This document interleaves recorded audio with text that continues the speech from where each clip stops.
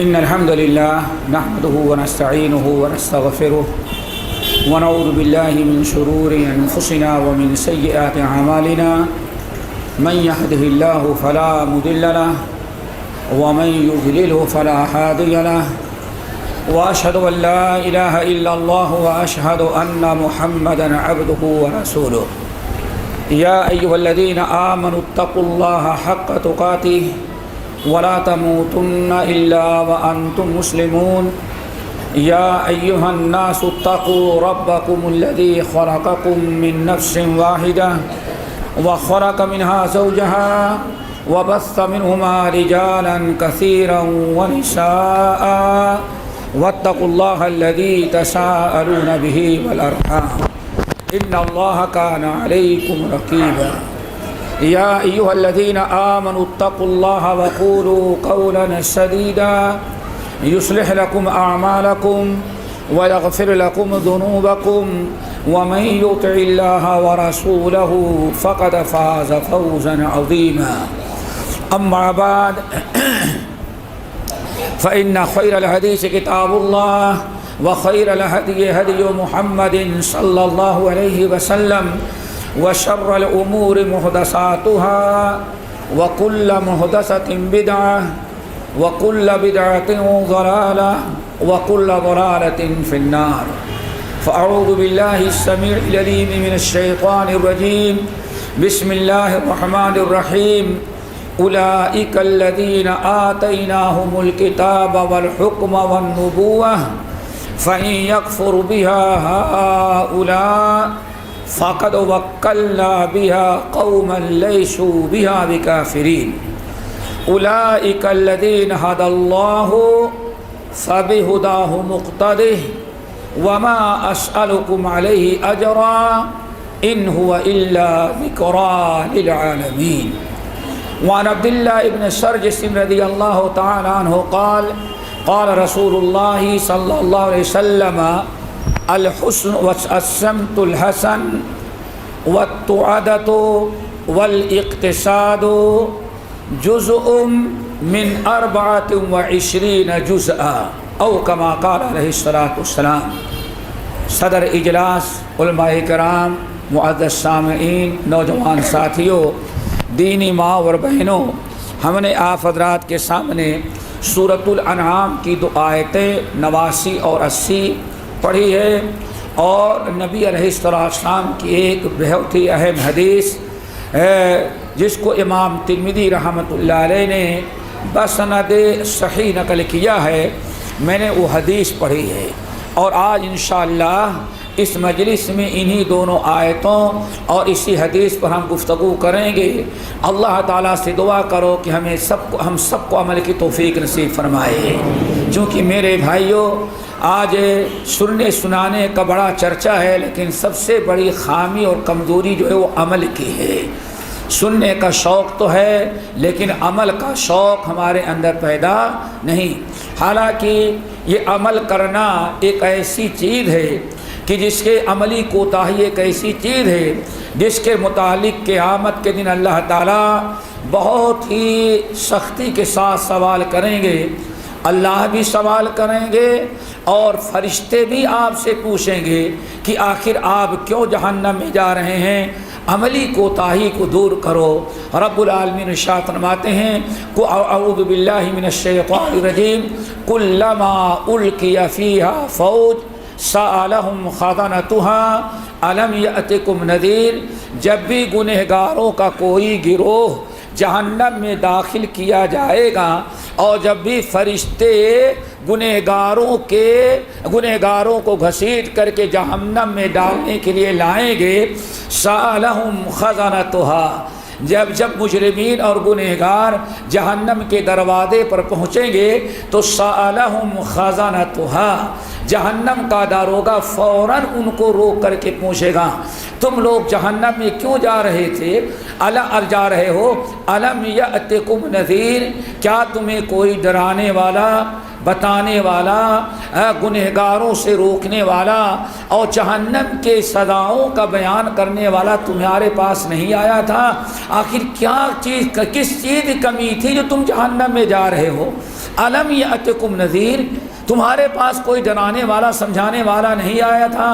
اس وقت کہیں گے قالوا بلا قد جاءنا نذیر، مجرمین گنہگار کہیں گے کیوں نہیں، ہمارے پاس ڈرانے والے آئے، بتانے والے آئے، سمجھانے والے آئے، ہم نے ان کی باتیں مانی نا، لو کنا نسمع، اگر ان کی باتیں میں قبول کیا ہوتا تو ما کنا فی اصحاب السعیر، جہنم کے داروغے آج ہم جہنم میں نہ جاتے بلکہ ہم جنت میں گئے ہوتے، جہنم کا داروغہ مجھے سلام کرتا۔ اللہ تعالیٰ سے دعا کرو یہ نوبت نہ آئے۔ یہ نوبت کن پر آ رہی ہے؟ جو عمل میں بڑی کوتاہی کرتے ہیں۔ اسی لیے نبی علیہ السلام کے اس فرمان پر ذرا غور کرو کہ جس میں نبی علیہ السلام نے ارشاد فرمایا خمس لا تزول قدم عبد حتی یسأل عن خمس، یا بعض روایتوں میں عن 40 ہے، کسی انسان کا قدم دوستو قیامت کے دن حشر کے میدان میں اپنی جگہ سے 1 انچ نہیں سرک سکتا۔ لا تزول قدم ابن آدم، آدم کی اولاد کا کوئی قدم، کسی آدم کی اولاد کا قدم اپنی جگہ سے سرک نہیں سکتا حتی یسأل عن خمس، جب تک کہ وہ 5 سوالوں کا جواب نہ دے دے۔ فوراً حشر کے میدان میں ہر انسان کو یہ سامنا کرنا ہے کہ جب تک 5 سوالوں کا جواب اللہ تعالیٰ نہ لے لے، اور اللہ کو معلوم ہے کہ آپ نے کیا کیا ہے، لیکن اس کے باوجود اللہ تعالیٰ آپ کو اقرار کرانے کے لیے، اعتراف کرانے کے لیے آپ سے سوال کرے گا۔ دوستو ان 5 چیزوں میں سے ایک چیز کیا ہے؟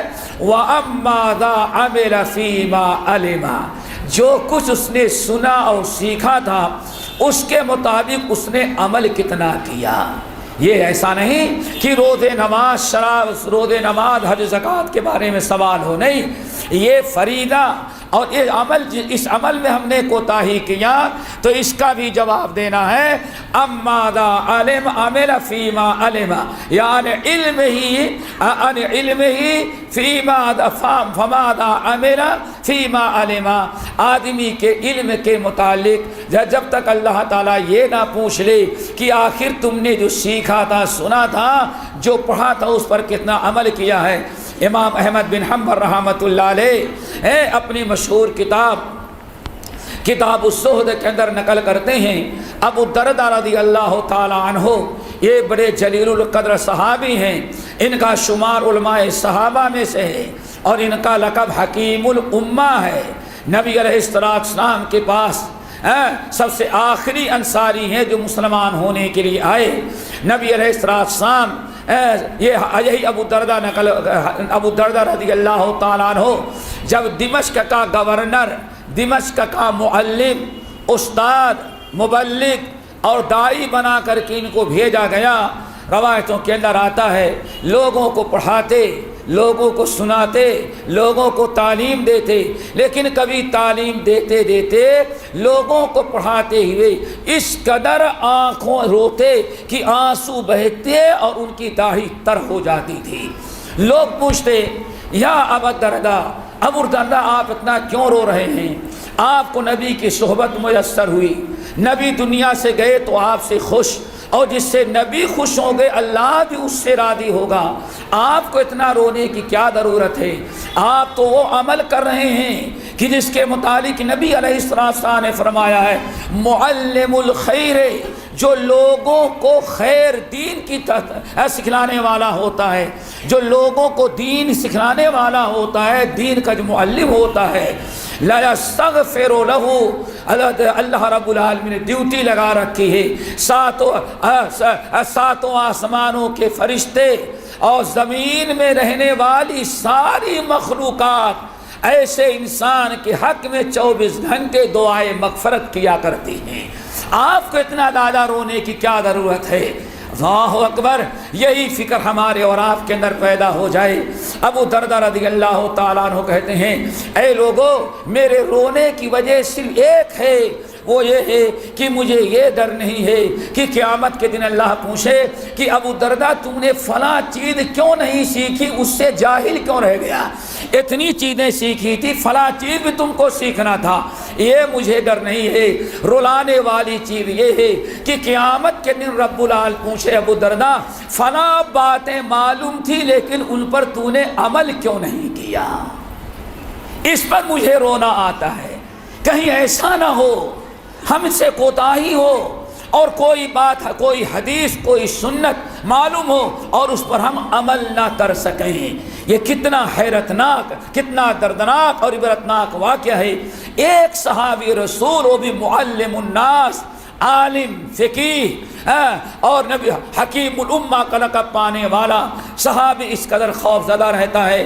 اللہ تعالی ہمارے اندر بھی فکر کے پیدا کر دے اور جتنی باتیں دین کی ہم سنتے ہیں اللہ تعالی سب پر عمل کرنے والا بنائے۔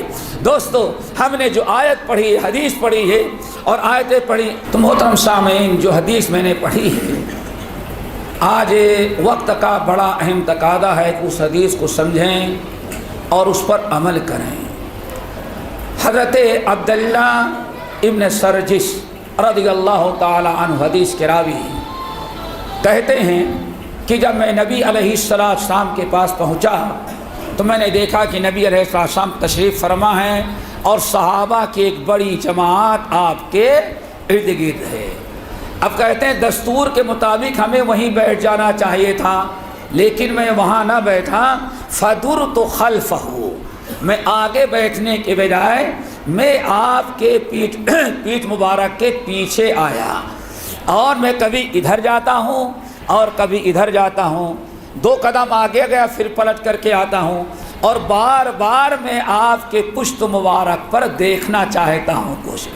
نبی علیہ السلام نے فارفا، آپ کو پتہ یہ چل گیا ما اریدہ، میں کیا چاہتا ہوں، آپ نے اندازہ لگا لیا کہ صبح سے لے کر کے ابھی تک جتنے لوگ آئے ہیں سب سامنے بیٹھے اور سکون کے ساتھ ہماری باتیں سن رہے ہیں، اور یہ سب سے آخر میں آیا اور کہیں اور بیٹھنے کے بجائے بالکل پیچھے آ گیا اور ادھر جھانکتا ہے، ادھر تاکتا ہے، دائیں بائیں ہو رہا ہے۔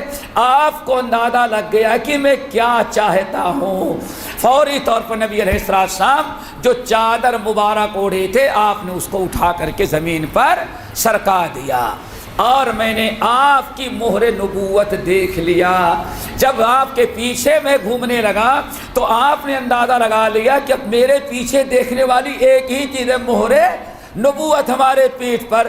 تو کہتے ہیں میں اس کو دیکھ لیا، جب دل بھر کر کے دیکھ لیا تو میں آیا سامنے، میں نے کہا غفر لک یا رسول اللہ، میں نے دعا دیا آپ کے لیے، کہا یا رسول اللہ غفر اللہ لک، اللہ تعالیٰ آپ کے اگلے پچھلے سارے گناہوں کو معاف کر دے۔ کہتے ہیں میری زبان سے جیسے یہ جملہ نکلا یا رسول اللہ غفر اللہ لک، آپ نے جواب دیا نعم ولکا، بہت اچھی دعا دیا، اور ولکا میں دعا کرتا ہوں اللہ تیرے بھی سارے گناہوں کو معاف کر دے۔ کہتے ہیں جیسے نبی علیہ السلام نے اپنی زبان مبارک سے ہمیں جواب دیا نعم ولکا، ارے بہت خوب بہترین دعا تم نے دیا، ولکا، اور اللہ تجھے بھی معاف کر دے، تیرے گناہوں کو بھی مغفرت کر دے۔ کہتے میرا دل تو باغ باغ ہوا، لیکن صبح سے جتنے صحابہ بیٹھے ہوئے تھے وہ بڑے نروس ہو گئے، آیا سب سے بعد میں اور پایا سب سے زیادہ۔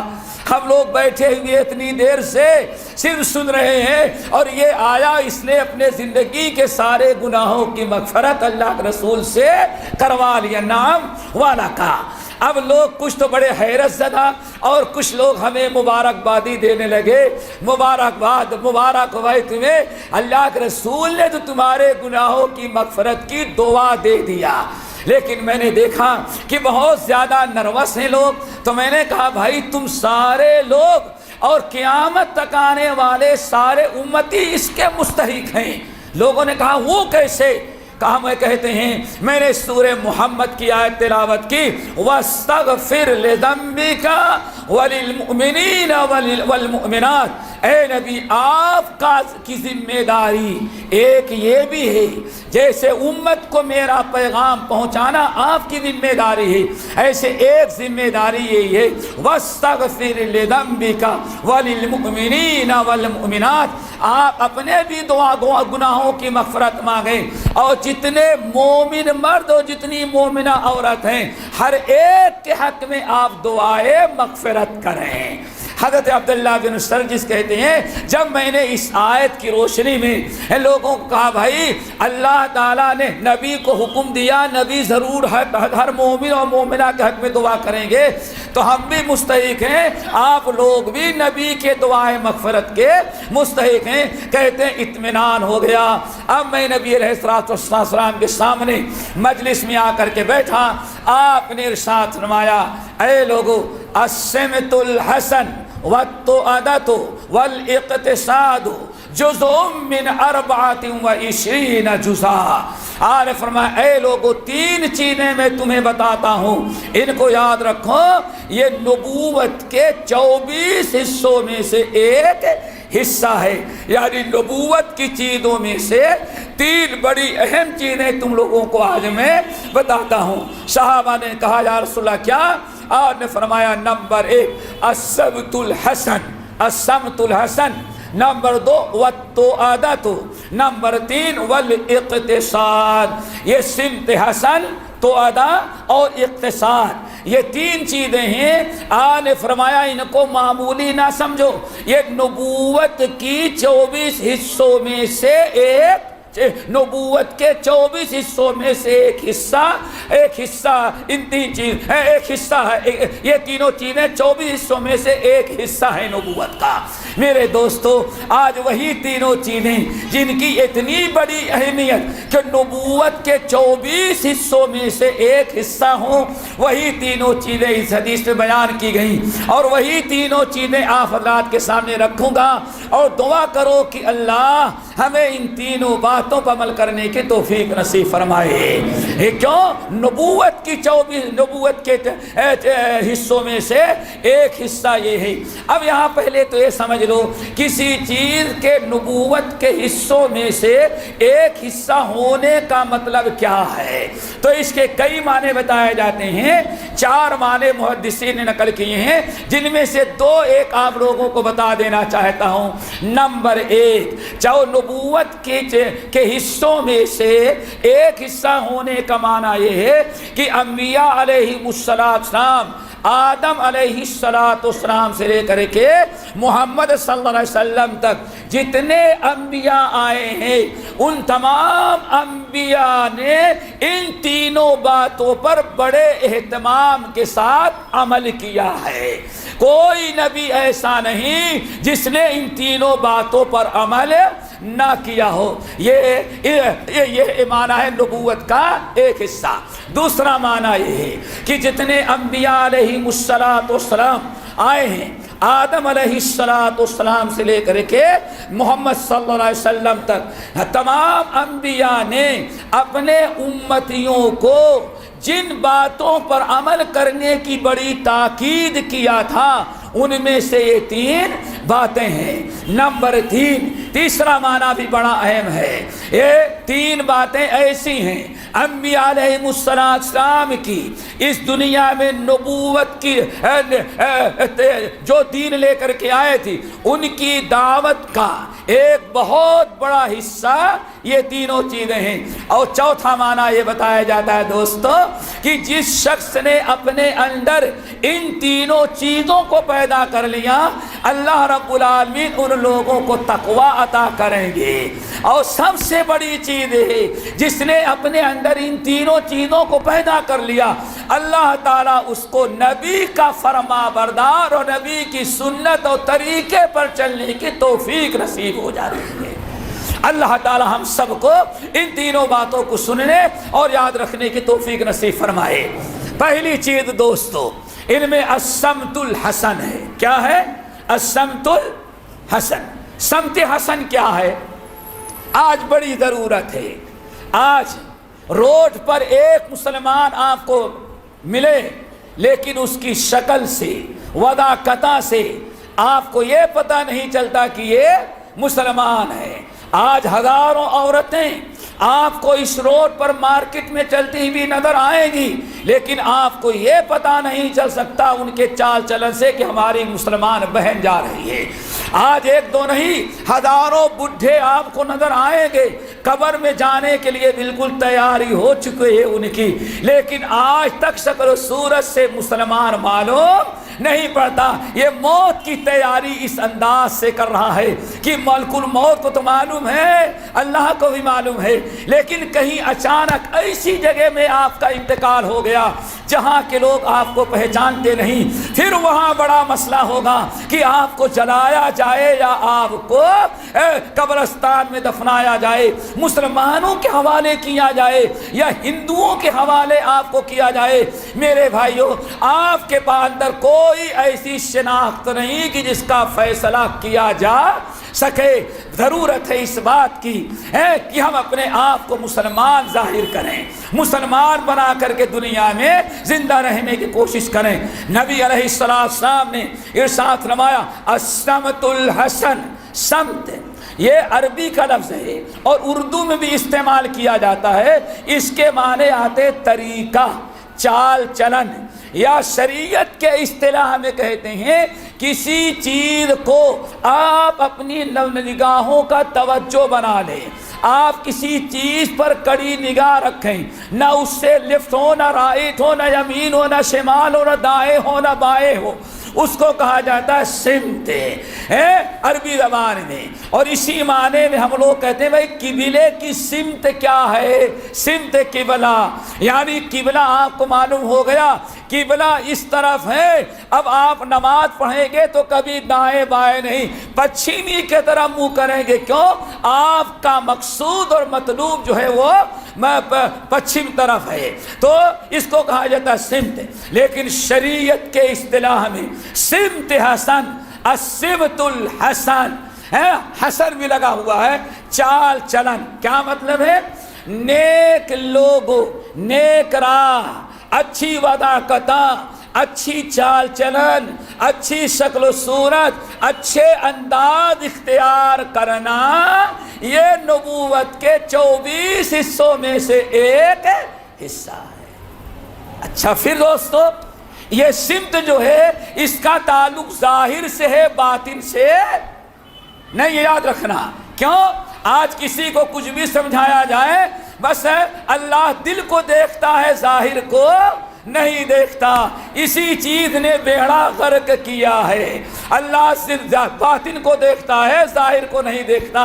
اللہ اگر صرف باطن کو دیکھتا ہے، ظاہر کو نہیں دیکھتا دوستو، تو اللہ تعالیٰ نے ظاہری اچھی شکل صورت، وضاقتہ، انبیاء کا طریقہ، صحابہ کا طریقہ، تابعین کا طریقہ، صالحین کا طریقہ، ان کے چال چلن کو اپنانے کا حکم کیوں دیا ہمیں؟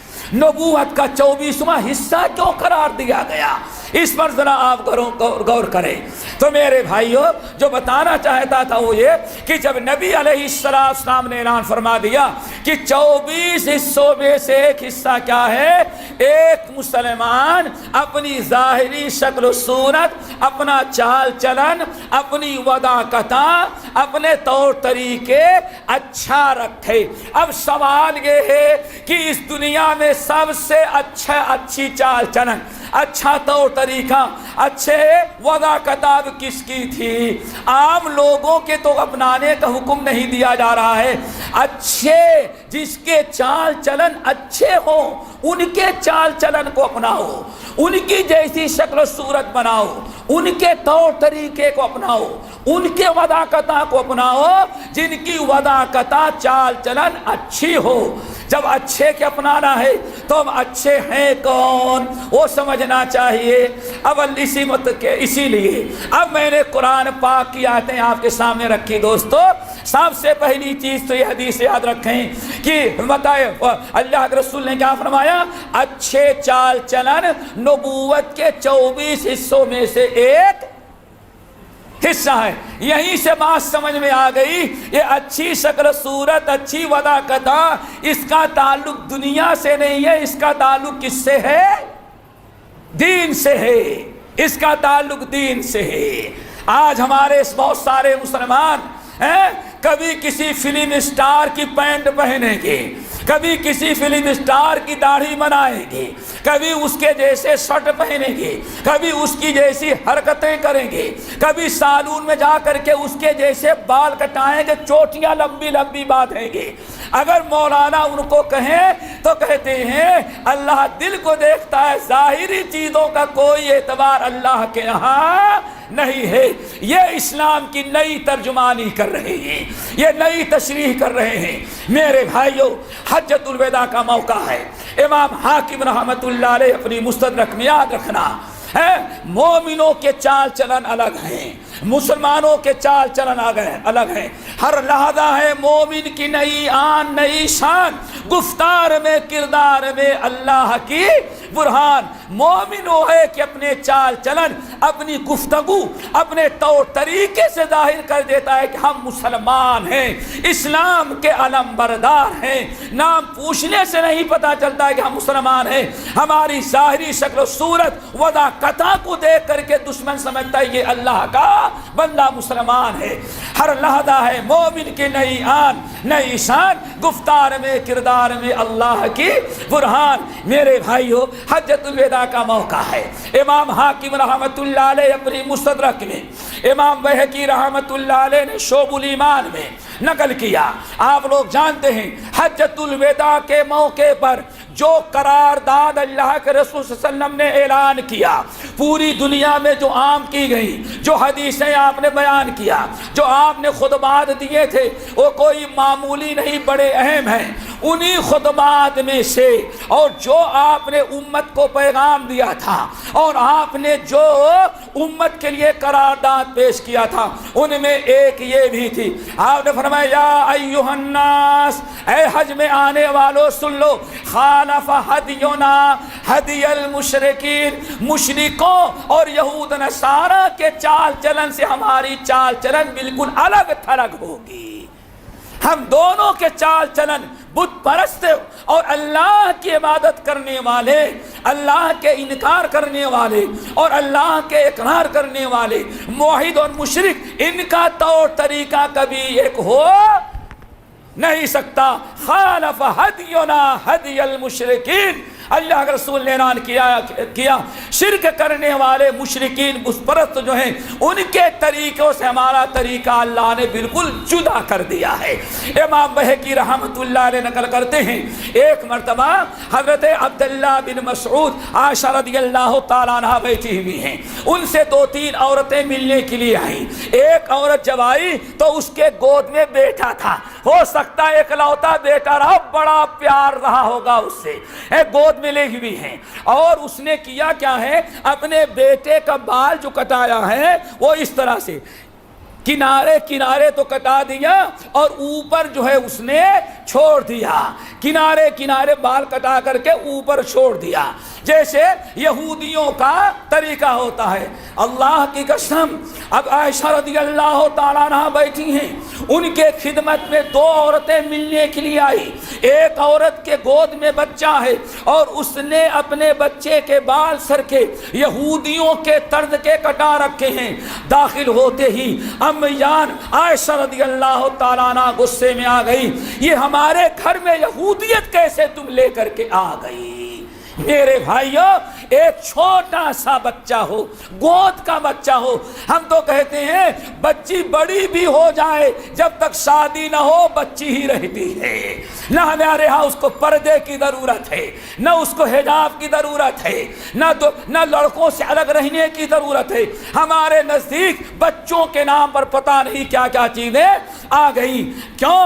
ظاہری شکل و صورت جو ہے اسی وقت بال میں آئے گی جبکہ دل میں اس کی محبت آئے گی، پہلے دل میں محبت اور اہمیت ہوگی تبھی غیروں کے طریقے ہمارے سر پر نہ آئیں گے۔ میرے بھائیوں، حضرت عائشہ رضی اللہ تعالیٰ عنہ نے انکار کیا تو بتا رہا تھا کہ سب سے اچھا طریقہ جو کائنات میں ہو سکتا ہے وہ انبیاء کا ہوتا ہے۔ اسی لیے قرآن پاک کی آیت ہے سورۃ الانعام کی آیت نمبر 79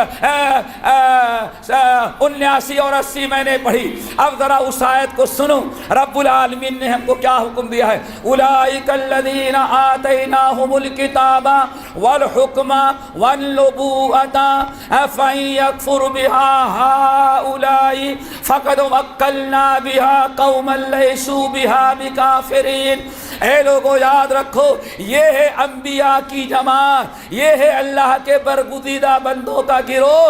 اللہ نے تمام انبیاء کا تذکرہ کرنے کے بعد فرمایا اولئک الذین آتیناہم الکتاب والحکم والنبوۃ، یہ میرے محبوب بندے ہیں، ہم نے ان کو کتاب دیا ہے، ہم نے ان کو علم دیا ہے، ہم نے ان کو رسالت اور نبوت عطا کی ہے۔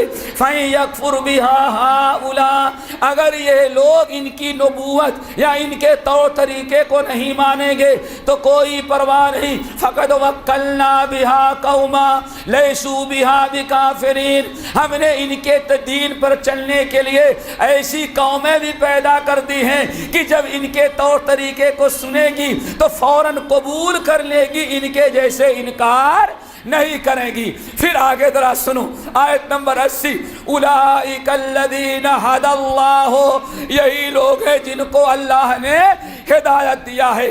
اللہ نے بیان کر دینے کے بعد فرمایا یہ انبیاء ہیں، ان کو علم حکمت دیا، اللہ نے ان کو ہدایت سے نوازا۔ اب مسلمانوں کو حکم ہو رہا ہے، نبیوں کو حکم ہو رہا ہے، قیامت تک آنے والے مومنوں کو حکم ہو رہا ہے فَبِهُدَاهُ مُقْتَدِي، اس لیے تم کو چاہیے کہ انہی کی اقتدا کرو، انہی کا اسوہ اپناؤ۔ ہمیں جس کا اسوہ، جس کا طریقہ، جس کے چال چلن کو اپنانے کو حکم دیا جا رہا ہے وہ انبیاء علیہم السلام ہیں۔ ایک بات اور یاد رکھو، اگر انبیاء کے طور طریقے، ان کے اسوہ، ان کے چال چلن، ان کی شکل و صورت، ان کی وضاحتاں، ان کی سنت، ان کی شریعت کو قبول کرو گے تو کیا ملے گا وہ بھی ذرا سنتے چلو۔ ابھی آپ نے سن لیا کہ اللہ نے ہدایت کس کو دے رکھی ہے، سب سے بہترین طور طریقے والے کون ہیں؟ انبیاء علیہم السلام ہے۔ اور مومنوں کو حکم دیا جا رہا ہے فَبِهُدَاهُ مُقْتَدِي، تم لوگوں کا کام ہے کہ انہی کی اقتدا کرو۔ ہمیں نبیوں کے اقتدا کو حکم دیا جا رہا ہے، فلم اسٹاروں کے طور طریقے ان کو اپنا اسوہ بنانے کا حکم نہیں دیا جا رہا ہے۔ ہمیں حکم دیا جا رہا ہے نیک لوگوں کے چال چلن اپنانے کی، کرکٹ کھلاڑیوں، ناچنے گانے والوں کے طور طریقے، چال چلن کو اپنانے سے ہمیں منع کیا جا رہا ہے۔ اب ذرا سنو، نیک لوگوں کے طور طریقے ہیں اور نیک لوگوں کے طور طریقے پر چلنے ہی کی ہمیشہ دنیا کا ہر مسلمان، چاہے حنفی ہو، شافعی ہو، مالکی ہو، سنی ہو، دیوبندی ہو، اہل حدیث ہو، جتنے بھی مسلمان ہیں، ہر مسلمان کو حکم دیا جا رہا ہے اور ہر مسلمان دعا مانگتا ہے اہدنا الصراط المستقیم، اہدنا الصراط المستقیم۔ اے اللہ ہمیں صراط مستقیم نصیب فرما، صراط الذین انعمت علیہم، اور صراط مستقیم ہے کون؟ وہی ہے جن پر چلنے والوں پر آپ نے اپنا انعام کیا ہے۔ اور اللہ نے کن پر انعام کیا ہے وہ ذرا سنو، 4 قسم کے لوگ ہیں جن پر اللہ نے اپنا بڑا فضل و کرم کیا اور جن کو اپنا اسوہ بنانے کا ہمیں حکم دیا ہے، جن کے نقش قدم پر چلنے کا تاکیدی حکم دیا جا رہا ہے۔ وہ 4 قسم کے لوگ ہیں۔ سورۃ النساء، سورۃ النساء کی آیت ذرا سنو، وَمَن يُطِعِ اللَّهَ وَالرَّسُولَ فَأُولَٰئِكَ مَعَ الَّذِينَ أَنْعَمَ اللَّهُ عَلَيْهِم مِّنَ النَّبِيِّينَ وَالصِّدِّيقِينَ وَالشُّهَدَاءِ وَالصَّالِحِينَ وَحَسُنَ أُولَٰئِكَ رَفِيقًا۔ حضرت انس بن مالک رضی اللہ تعالیٰ عنہ کہتے ہیں، صحیح بخاری اور مسلم کی روایت، نبی علیہ السلام بیٹھے ہوئے ہیں، صحابہ کرام کا ایک بہت بڑا مجمع ہے، مجلس جمی ہوئی ہے۔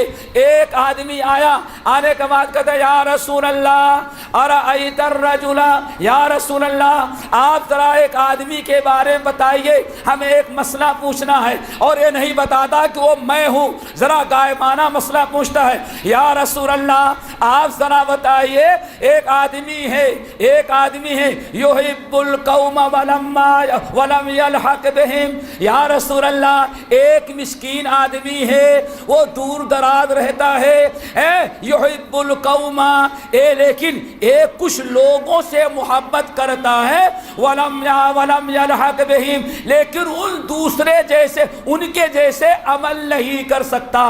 ذرا غور سے سنو، آج ہر نوجوان اور ہماری ہر ماں بہن، بیٹیاں بہنیں، اور آپ حضرات بھی غور کرو کہ آج ہمارے نوجوان بچے اور بچیوں کی دلوں میں کن کی محبت ہے۔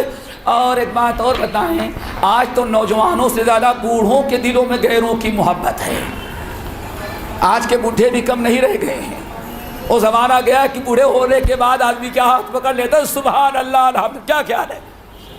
ایک زمانہ وہ تھا کہ بہویں آ گئی تو بوڑھی قرآن لے کے بیٹھتی تھی، تسبیح پڑھتی تھی، بیٹا کمانے لگا، گھر میں آمدنی ہوئی، بابا جی ریٹائر ہو گئے، اب وہ صرف قرآن پڑھتے تھے اور دین کی باتیں کرتے تھے یا بیٹھ کر کے تسبیح پڑھتے تھے۔ لیکن اب تو معاملہ ہی سب ختم ہو گیا، ریٹائر ہو گئے، بیٹا کمانے لگا، بہویں آ گئی اور سارا کچن سنبھال لیا، تو بوڑھے اور بڈھی کے لیے 24 گھنٹے گھر میں ٹی وی چاہیے۔ آج نوجوانوں سے زیادہ ٹی وی پہ کون وقت لگاتے ہیں؟ کیا خیال ہے بھائی؟ آپ بتائیے، ہے نا؟ تو ذرا سوچو کس سے محبت ہمارے دلوں میں پیدا ہوئی ہے۔ اب ذرا سوال سنو، یا رسول اللہ آپ ذرا بتائیے، ایک شخص ہے وہ بہت دور دراز رہتا ہے، محبت لیکن دوسرے لوگوں سے محبت کرتا ہے، ایک قوم سے دور رہتا ہے اور محبت دوسری قوم سے کرتا ہے، کچھ لوگوں سے کرتا ہے، لیکن دو چیزیں ہیں، نہ ان کی طرح عمل کر پاتا ہے، نہ ان کی طرح روزانہ، نہ فرصت ہے کہ آ کر کے ان کے ساتھ وہ بیٹھے۔ تو اللہ تعالیٰ اس کو کیا کریں گے؟ کس کے ساتھ رہیں گے؟ دنیا میں محبت تو کرتا ہے ان سے، لیکن اتنے اچھے عمل نہیں کر پاتا، اس کو اتنا ٹائم ہی نہیں کہ اتنی نیکیاں کرے، لیکن محبت انہی سے کرتا ہے۔ ہر وقت دل میں بے قراری رہتی ہے، پریشانی رہتی ہے کہ کتنا جلدی موقع ملے، فارغ ہوں اپنے ضرورت سے تو جا کر کے ان کو دیکھ کر کے آ جاؤں۔ تو اللہ سنا بتائیے کہ اس بندے کو اللہ تعالیٰ کے ہاں کہاں رکھا جائے گا؟ آپ نے ارشاد فرمایا، یاد رکھو، الرجل مع من احب، ایک آدمی نے دنیا میں جن لوگوں سے محبت کیا ہے، جنت میں اللہ اس کے ساتھ، اس کو انہی لوگوں کے ساتھ رکھے گا۔ بڑا خوش ہوا، پھر کہا انا ہوا دا یا رسول اللہ، وہ آدمی جو کبھی نہیں آ پاتا، اونٹوں کے پیچھے رہتا ہے، جنگلوں میں رہتا ہے، کھیتی باڑی والا ہے، کھجور کے باغات ہیں، ہزاروں کام اس کے دنیا میں ہے، آتا ہے، لیکن محبت آپ سے اور یہ جو آپ کے ساتھی بیٹھے ہوئے انہی سے کرتا ہے وہ۔ لیکن یہ ابو بکر عمر یہ جتنے عمل کر لیتے ہیں، ہم کو بھینس اور ہمیں اونٹ اور بکریوں اور کھجور کے باغات، کھیتی باڑی سے زیادہ فرصت ہی نہیں کہ میں ان کے جیسے عمل کر سکوں، لیکن محبت انہی لوگوں سے میں کرتا ہوں۔ اللہ کے رسول نے فرمایا تم کو اللہ تعالیٰ انہی کے ساتھ رکھے گا۔ حضرت عائشہ رضی اللہ تعالیٰ عنہ کہتی ہیں، اسی موقع پر اللہ تعالیٰ نے آیت نازل کی۔ آیت کیا ہے؟ وَمَن يُطِعِ اللَّهَ وَالرَّسُولَ، جس نے اللہ اس کے رسول کے اطاعت کیا۔ اب یہاں ایک بات یاد رکھیں، بات محبت کی چل رہی تھی اور اللہ تعالیٰ نے آیت میں محبت کے بجائے کون سا لفظ استعمال کیا؟ اطاعت کا اللہ جزائے خیر دے. وَمَن يُطِعِ اللَّهَ وَالرَّسُولَ. صحابی پوچھ رہے ہیں اللہ یا رسول اللہ میں آپ سے محبت کرتا ہوں, آپ کے ساتھیوں سے محبت کرتا ہوں, لیکن آپ اور آپ کے ساتھیوں جیسا عمل نہیں کر سکتا. کیوں؟ ہم دیہی علاقے میں جانوروں سے فرصت نہیں ملتی, لیکن محبت آپ اور آپ کے ساتھیوں سے کرتا ہوں. اللہ رسول نے فرمایا تم ان کے ساتھ رہو گے. اللہ نے جب آیت نازل کی تو یہ نہیں فرمایا کہ جو جس کی اطاعت کرے گا, جو محبت جس کی کرے, جس سے کرے گا اسی کے ساتھ رکھے گا. اللہ نے محبت کا بیان نہیں کیا بلکہ اطاعت کا بیان کیا. فرمایا وَمَن يُطِعِ اللَّهَ وَالرَّسُولَ. جو اللہ کی اور رسول کی اطاعت کرے گا فَأُولَٰئِكَ مَعَ الَّذِينَ أَنْعَمَ اللَّهُ عَلَيْهِمْ. تو اللہ اس کے رسول کی اطاعت کرنے والوں کو اللہ انہی کے ساتھ رکھے گا جن پر اللہ نے اپنا انعام کیا ہے, جن پر اللہ نے اپنا بڑا فضل کیا ہے. اور اللہ نے جن پر اپنا انعام کیا, جن پر بڑا فضل و کرم کیا, وہ کون ہے؟ من النبیین والصدیقین والشہداء والصالحین. وہ کتنے ہیں دوستو؟ 5 نہیں, سارا زمانہ 4 کا ہے. کیا ہے یہ؟ 4. من النبیین انبیاء کے ساتھ, والصدیقین صدیقین کے ساتھ, والشہداء شہیدوں کے ساتھ, والصالحین اور صالحین اولیاء کے ساتھ. شیخ عبد القادر جیلانی کے ساتھ بھی رہیں گے انشاءاللہ. کیوں بھائی نہیں رہنا چاہتے؟ ارے بھائی دنیا میں نہیں ملاقات ہوئی, آخرت میں تو اللہ انشاءاللہ رکھے گا. ولیوں کے ساتھ سارے ولی اگر سچے ہیں تو سب کے ساتھ ہم لوگ رہیں گے انشاءاللہ. ہاں انشاءاللہ ضرور رہیں گے. کب؟ وَمَن يُطِعِ اللَّهَ وَالرَّسُولَ. جس نے اللہ اور رسول کی اطاعت کیا فَأُولَٰئِكَ. ان کو اللہ منعم علیہم کے ساتھ رہے گا, رکھے گا. نبیوں کے ساتھ جنت میں ہوں گے, شہیدوں صدیقین کے ساتھ ہوں گے, شہداء کے ساتھ ہوں گے اور صالحین کے ساتھ ہوں گے. اب ایک بات آپ لوگوں کو, وَحَسُنَ أُولَٰئِكَ رَفِيقًا. اللہ فرماتے ہیں ان سے اچھا ساتھی اور جنت میں کوئی ہو نہیں سکتا. اللہ تعالیٰ سے دعا کرو یہ بہترین ساتھی ہمیں نصیب ہو جائیں. میرے بھائیو ایک بات آپ لوگوں کو بتا رہا تھا, سوال رہا محبت کے بارے میں, اور اللہ نے آیت نازل کی تو اطاعت کے بارے میں. کیوں؟ وہی محبت قابل قبول ہے جو اطاعت کے ساتھ ہو. بغیر اطاعت والی محبت جو ہوتی ہے وہ جھوٹی محبت ہوتی ہے. اسی لیے کسی عربی شاعر نے کہا لو کان حبک صادقا لاطعتہ. اگر تمہارے دل میں سچی محبت ہوتی تو اپنے محبوب کی اطاعت کرتا. کیوں؟ جس انسان کو جس سے محبت ہوتی ہے اس کی ہر ادا اس کو اچھی لگتی ہے. سرگرمی کا موسم ہے, ذرا دیکھو گرمی کا موسم ہے. سنن نبی داؤد کی روایت, گرمی کا موسم ہے, نہ پنکھے کا انتظام ہے, نہ اے سی کا انتظام ہے, نہ کولر کا زمانہ ہے, گرمی لگ رہی ہے. نبی علیہ السلام نے اپنا بٹن کرتے کا کھلا رکھا, قمیص کا بٹن کھلا رکھا تاکہ سامنے سے ہوا لگے. اسی حالت میں ایک صحابی نبی علیہ السلام کے پاس آ گئے, بیعت کیا, مسلمان ہوئے, کلمہ پڑھا.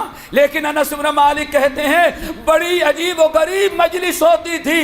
صبح نبی علیہ السلام کے مجلس میں جب آدمی آتا تو اس کے نزدیک دنیا سے زیادہ محبوب ترین چیز کوئی دوسری نہیں تھی. جب صبح آپ کے مجلس میں آتا تو سب سے محبوب ترین چیز اس کے نزدیک کیا ہوتی؟ دنیا.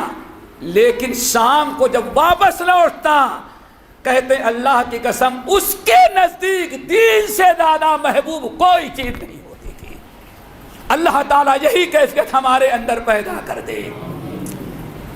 کہتے ہیں وہ صحابی پلٹ کر کے گئے, زندگی بھر انہوں نے بٹن بند نہیں کیا, گرمی ہو یا سردی اپنا بٹن کھلا رکھتے تھے.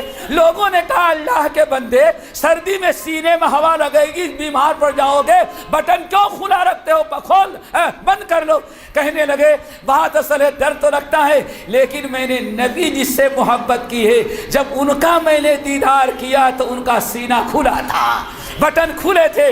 جب آپ کو میں نے دیکھ لیا تو آج تک بٹن بند کرنے کا دل ہی نہیں چاہتا. یہ ہے میرے بھائی سچی محبت. اللہ تعالیٰ ایسی محبت ہمارے دلوں میں پیدا کر دے. اسی لیے حدیث کو بیان کر دینے کے بعد انس بن مالک اپنا واقعہ کہتے ہیں, اے لوگو حدیث میں نے تم کو بیان کر دیا کہ اللہ کے رسول نے فرمایا آدمی جس سے محبت کرتا انہی کے ساتھ جنت میں رہے گا. اب میں اپنا بتاتا ہوں, چونکہ انسان جس سے محبت کرے گا اللہ کے رسول نے فرمایا وہی جنت میں جائے گا. اللہ اکبر.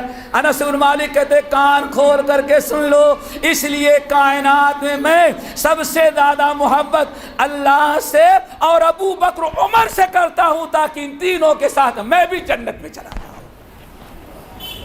عملی طور پر بظاہر کیا.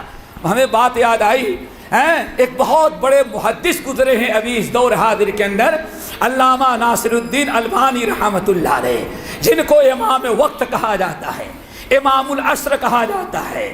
سمجھ گئے نا. ان کے بارے میں آتا ہے کہ کسی کا تذکرہ پڑھیں اتنا رونا نہیں آتا جتنا صدیق اکبر کو یاد کر کے روتے تھے. لوگوں نے پوچھا, کہا پتہ نہیں صدیق اکبر کی محبت دنیا کے تمام چیزوں کی محبت پر غالب ہے. کہتے روتے ہیں. اللہ اکبر. امید یہی ہے. اور روتے ہوئے کہتے جب دنیا میں نے اللہ اور اس کے رسول کے بعد انسانوں میں سب سے زیادہ محبت ابو بکر سے کیا ہے تو اس امید میں ہے کہ جنت میں بھی اللہ تعالی ہم کو ابو بکر کے ساتھ ہی رکھے گا. کیوں؟ اللہ کے انس بن مالک کی طرح انہوں نے کہا. کیوں؟ اللہ کے رسول نے فرمایا المرء مع من احب, آدمی اسی کے ساتھ ہوگا جس سے اس نے دنیا میں محبت کیا ہے. اللہ تعالی ہم سب کو عمل کی توفیق نصیب فرمائے. اب میرے بھائیوں بتا رہا تھا کہ چال چلن سب سے اچھے کن کے ہیں؟ انبیاء کے ہیں, صدیقین کے ہیں, شہداء کے ہیں, صالحین کے ہیں, دینداروں کے ہیں. ان کے طریقے اور چال چلن سے اچھا کائنات میں کسی کا چال چلن نہیں ہو سکتا. اسی لیے ہمیں اپنے زندگی میں ظاہری شکل و صورت, طور طریقے, چال چلن, وعدہ قطع اگر اپنا کر کے نبوت کا 24واں حصہ اپنے اندر پیدا کرنا ہے تو ضروری ہے کہ ہم ان نیک لوگوں کے چال چلن کو اپنائیں. ٹھیک ہے بھائی. اور ذرا سنو, قرآن پاک کہتا ہے وَاتَّبِعْ سَبِيلَ مَنْ أَنَابَ إِلَيَّ وَاتَّبِعْ سَبِيلَ مَنْ أَنَابَ إِلَيَّ ثُمَّ إِلَيَّ مَرْجِعُكُمْ فَأُنَبِّئُكُمْ بِمَا كُنْتُمْ تَعْمَلُونَ.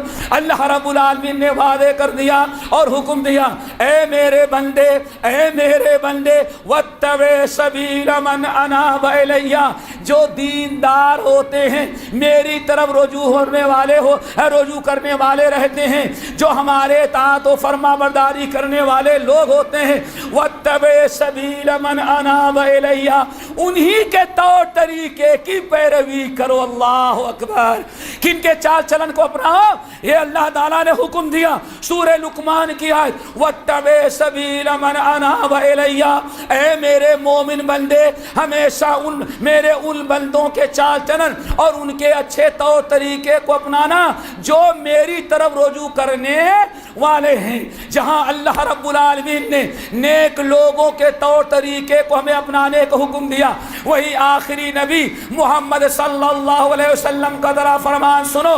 امام ترمذی رحمۃ اللہ علیہ اپنی سنن کے اندر نقل کرتے ہیں, ابو ہریرہ رضی اللہ تعالیٰ عنہ حدیث کے راوی ہیں, کہتے ہیں اللہ رسول نے فرمایا خصلتانی لا تجتمعان فی منافق. اے ایمان والو, اے میرے صحابیوں سن لو, خصلتانی لا تجتمعان فی منافق, دو بڑی عالی شان چیزیں ہیں، دو بڑی اعلیٰ درجے کی نیکیاں ہیں، اور وہ مومن ہی میں پائی جائیں گی۔ ان بہترین چیزوں کا، ان دونوں بہترین چیزوں کا مستحق منافق کبھی نہیں ہو سکتا۔ جو سچا مومن ہوگا، جو اخلاص کے ساتھ صدق دل سے کلمہ پڑھا ہوگا، مومن ہوگا، وہ دونوں اعلیٰ ترین چیزیں اللہ اسی سچے مومن کو دیتے ہیں۔ کلمہ پڑھنے والے منافق کو اللہ عطا نہیں کرتے۔ وہ دونوں چیزیں کیا ہیں؟ خصلتان لا تجتمعان فی منافق، دو اعلیٰ درجے کی نیکیاں ہیں اور کبھی منافق میں نہیں پائی جائیں گی، یعنی ہمیشہ پائی جائیں گی تو مومنوں میں پائی جائیں گی۔ وہ کیا ہے؟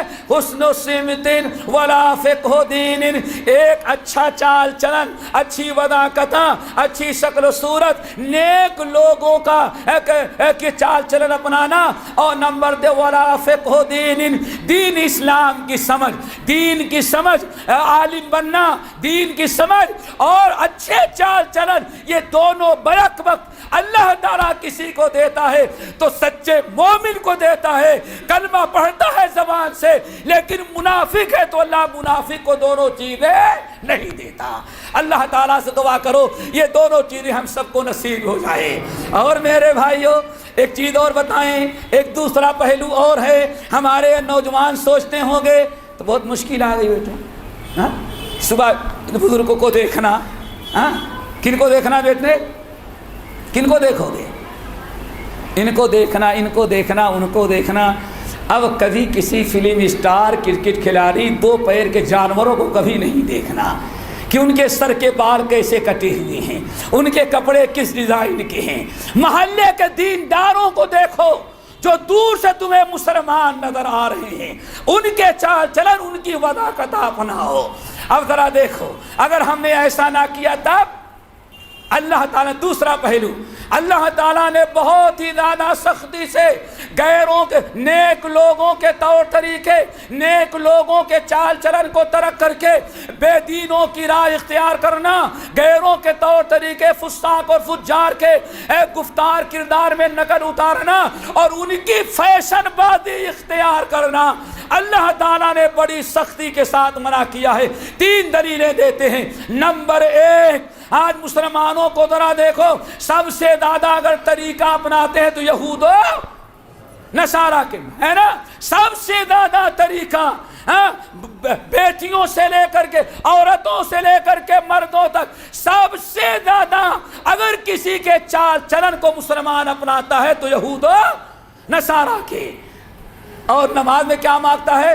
غیر المغضوب علیہم ولا الضالین، اے اللہ ہمارے اوپر کرم کرنا، نیک لوگوں کے چال چلن، انبیاء کا، شہیدوں کا، صلحاء کا، صدیقین کا چال چلن اپنانے کی توفیق دینا۔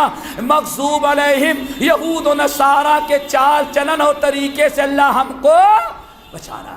نماز میں تو یہ مانگتا ہے دعا، اور باہر جا ٹیلر کے ہاں جائے گا تو یہودی کا کپڑا، سالون میں جائے گا تو یہود و نصارہ کے طرز کا کے بال ہونا چاہیے۔ جہاں جہاں دیکھو گے قدم قدم پر آج مسلمان کہتا فاتحہ دینا، مردوں کو بھی فاتحہ دے رہا ہے، لیکن غیر المغضوب علیہم ولا الضالین مردوں کو جانے دو، آج تک زندوں میں پیدا نہیں ہوا۔ کیسی فاتحہ خوانی ہے ہماری؟ فاتحہ دیتے رہ گئے، آدھی زندگی تو گزر گئی فاتحہ دیتے رہتے، لیکن فاتحہ کا ایک حصہ غیر المغضوب علیہم ولا الضالین آج تک ہمارے عمل میں نہ آ سکا۔ کہاں گئے فاتحہ خوانی ہماری؟ میرے بھائی کو سوچو، 24 گھنٹے میں کتنی مرتبہ دعا مانگتے ہو؟ اللہ یہود و نصارہ کے چال چلن، ان کے طریقے سے ہم کو بچانا، لیکن کتنا ہم بچ رہے ہیں؟ وضع میں تم ہو نصارہ تو تمدن میں ہنود، یہ مسلمان ہے جسے دیکھ کر شرمائے یہود۔ غیر المغضوب علیہم ولا الضالین ہم 24 گھنٹے میں کتنی مرتبہ پڑھ رہے ہیں، لیکن آج تک عملی جامہ ہم نہ پہنا سکے۔ اللہ تعالیٰ سے دعا کرو سورۃ الفاتحہ پر عمل کرنے کی توفیق مل جائے۔ دوسری آیت ذرا سنو، سورۃ سورہ ہود کی آخری آیات، یہ بھی بڑی اہم ہے، اور آپ لوگ جانتے ہیں، حدیث سنی ہوگی، سورہ ہود کی اہمیت۔ صرف دو چیزیں بتاتا ہوں سورہ ہود کے بارے میں۔ پہلی چیز تو یہ ہے، نبی علیہ السلام بیٹھے ہوئے ہیں، حدیث میں آتا ہے کہ مجلس میں ابو بکر دائیں طرف بیٹھتے تھے اور عمر فاروق بادل، یہ دونوں اللہ کے رسول کے وزیر کہے جاتے تھے۔ ابو بکر بار بار نبی علیہ السلام کو دیکھ رہے ہیں، داڑھی کو دیکھتے ہیں، سر کے بال کو دیکھتے ہیں، چہرے مبارک کو دیکھتے ہیں۔ دیکھتے دیکھتے اللہ رسول نے فرمایا ابو بکر کیا دیکھ رہے ہو؟ صدیق اکبر نے کہا لقد شبت یا رسول اللہ، اللہ رسول میں دیکھ رہا ہوں آپ بوڑھے ہو گئے، یعنی اب آپ کے بالوں کی سفیدی شروع، بڑھاپا آ گیا۔ ٹھیک ہے نا بھائی؟ کیسے پتا چلا؟ اور ہم بوڑھے ہوتے ہی نہیں، دانت تو گر جاتے ہیں لیکن بال سفید ہونے کی نوبت ہی نہیں آتی۔ کیوں بھائی؟ آنے ہی نہیں دیکھے ہم بوڑھے نہیں ہوتے۔ لقد شبت یا رسول اللہ، اللہ رسول آپ بوڑھے ہو رہے ہیں۔ آپ نے کیا جواب دیا؟ شیبتنی سورۃ ہود، ابو بکر تم نے بالکل سچ فرمایا، سچ کہا، واقعی سورہ ہود نے ہم کو بوڑھا کر دیا۔ دو تین سورتوں کو اور آپ نے نام دیا۔ سوال ہے کہ سورہ ہود نے آپ کو کیوں بوڑھا کر دیا؟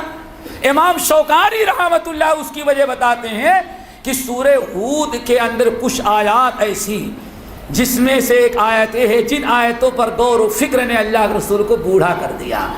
ایک آیت کیا ہے؟ وَلَا تَرْكَنُوا إِلَى الَّذِينَ ظَلَمُوا فَتَمَسَّكُمُ النَّارُ، وَلَا تَرْكَنُوا إِلَى الَّذِينَ ظَلَمُوا، ترکن نہیں ہے، ترکنو ہے، جمع کا صیغہ۔ اللہ ایمان والوں کو مخاطب کر رہے ہیں، وَلَا تَرْكَنُوا إِلَى الَّذِينَ ظَلَمُوا، اے ایمان والو خبردار، وَلَا تَرْكَنُوا إِلَى الَّذِينَ ظَلَمُوا، نافرمانوں اور گنہگاروں کی طرف ذرہ برابر جھکنا نہیں۔ رکون کہتے ہیں جھکنے کو، کیا کہتے ہیں رکون؟ جھکنے کو، کہ کسی کی طرف مائل ہو جانا، تھوڑا سا ٹیڑھا ہو جانا، اس کو کہا جاتا ہے رکون۔ اور یہ ٹیڑھا ہونا کبھی جسم سے ہوتا اور کبھی صرف دل سے ہوتا ہے، سمجھ گئے نا؟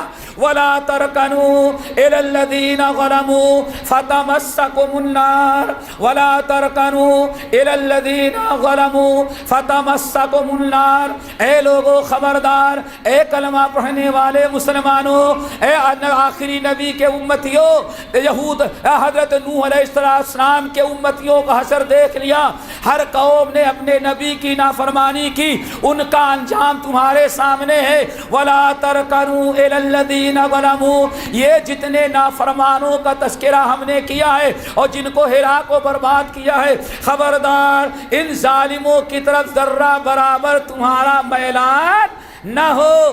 اگر ذرہ برابر ان ظالموں کی طرف تمہارا میلان ہوا، فَتَمَسَّكُمُ النَّارُ، تو تمہیں بھی جہنم کی آگ جلا ڈالے گی۔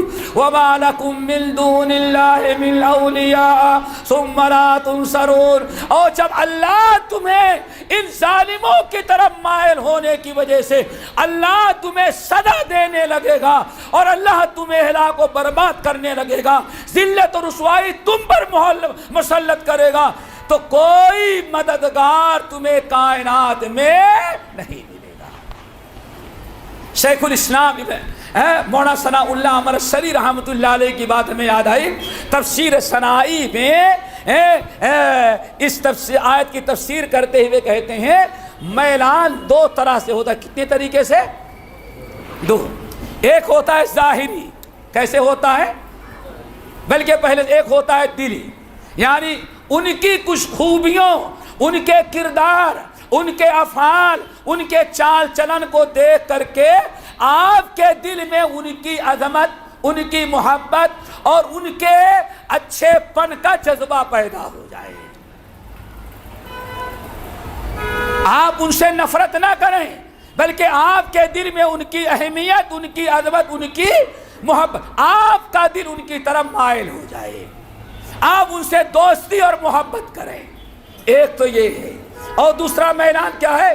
دل میں محبت تو نہ ہو، اہمیت نہ ہو، لیکن ان کی چیزوں کو اچھا سمجھ کر کے آپ ان کی ظاہری شکل و صورت کو اپنانے لگیں۔ آئی بات سمجھ میں؟ یہ شیخ الاسلام دو تفسیر کرتے ہیں۔ اسی پر ان کا واقعہ یاد آیا ہمیں۔ ان کا پرچہ امرتسر اہل حدیث جو تھا قادیانیوں کی تردید میں، وہ افریقہ جایا کرتا تھا اور بڑے شوق سے افریقہ کے لوگ پڑھا کرتے تھے۔ افریقہ میں رہنے والا ایک مسلمان بڑی پابندی سے اہل حدیث امرتسر پڑھا کرتا تھا۔ اس نے سوچا اب انڈیا میں جاؤں گا تو اس مولانا کو امرتسر جا کر کے ڈھونڈ کر کے اس سے مل کر کے آؤں گا۔ ہمارے اسلاف شیخ الاسلام نے جو کہا عمل کر کے دکھایا۔ نہ دل سے مائل ہونا چاہیے، نہ ظاہری لباس اور شکل و صورت سے ان کی طرف مائل ہونا چاہیے، کسی بھی قسم کا میلان نہیں ہونا چاہیے۔ شیخ الاسلام مل کر کے آؤں گا۔ اتفاق ہوا افریقہ سے آنے لگا تو پہلے ہی ٹھان رکھا امرتسر جاؤں گا، اس مولوی کو ڈھونڈ کر کے ملوں گا، تو بطور تحفے کے پینٹ اور کوٹ اور پتلون لے کر کے آیا، ریڈی میڈ تیار کرا کر کے امرتسر سے، کہ مولانا کو لے جا کر کے کوٹ دوں گا، افریقہ کا کوٹ، اور پتلون دے دوں گا۔ لے کر کے آئے، ملا، امرتسر گیا۔ اس زمانے میں دلی فلائٹیں نہیں، صرف پانی کا شپ آئے تو بامبے تک اور فلائٹ آئے تو بامبے تک۔ وہاں سے امرتسر گیا، مولانا سے ملا، اپنی پوری داستان سنائی۔ اہل حدیث امرتسر میں قادیانی اور مرزائیت اور آریہ سماج کے جو خلاف نکلتا تھا، مضامین پڑھنے پر بڑا شوق کا اظہار کیا۔ اٹھنے لگا تو اس نے ایک پارسل گفٹ پیکنگ والا پکڑا، کہا یہ کیا ہے؟ کہا یہ بس میری طرف سے کوٹ اور پتلون ہے، اس کو آپ پہنا کیجئے گا۔ اللہ اکبر۔ مولانا اس سے بڑے محبت سے ملے، گلے لگائے اور رو پڑے۔ کہا میرے بھائی اس کو لے جاؤ، تم کیا سوچتے ہو کہ میں تمہارا دیا ہوا پینٹ اور کوٹ اور پتلون پہنوں اور قیامت کے دن اٹھایا جاؤں تو عیسائیوں کے ساتھ میں اٹھایا جاؤں؟ اللہ کے واسطے اس کو تم لے کر کے جاؤ۔ لیکن آج یہ بالکل ایک انہونی چیز ہو گئی ہے میرے بھائی۔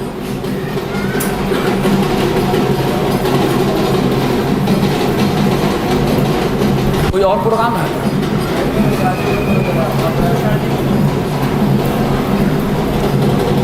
چلو بند کر لو جلدی۔ چلو تو الحمدللہ بتا رہا، تو دیکھو یہ ہے رکون، ولا ترکنوا الی الذین ظلموا، ذرہ برابر گنہگاروں کی طرف کسی بھی اعتبار سے تمہارا میلان نہ ہو۔ تیسری آیت بڑی اہم، اس پر بھی غور کرو، ولا تطع من اغفلنا قلبہ عن ذکرنا، یہ سورہ کہف کی آیت جو جمعے کو پڑھتے ہیں، وَلَا تُطِعْ مَنْ أَغْفَلْنَا قَلْبَهُ عَنْ ذِكْرِنَا وَاتَّبَعَ هَوَاهُ وَكَانَ أَمْرُهُ فُرُطًا۔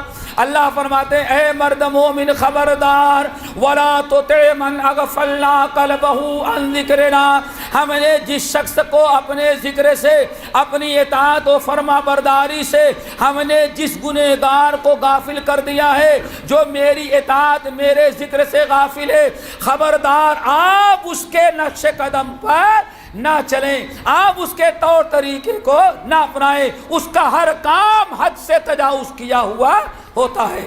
تو میرے بھائیو بات تو لمبی ہو گئی، لیکن کہنا جو چاہتا ہوں وہ یہ کہ ہمیشہ ہمیں چاہیے ہم اپنے ظاہری شکل و صورت، وضع قطع، اپنے چال چلن، اپنے خوشی غمی، روزے نماز کے علاوہ جو ہماری زندگی گزرتی ہے، اس زندگی کو بھی ہم کتاب اللہ سنت رسول کے روشنی میں، اسوہ حسنہ کی روشنی میں اور نیک و صالحین کے طریقے کو اپنائیں، نہ کہ ہم فساق اور فجار کا طریقہ اپنائیں۔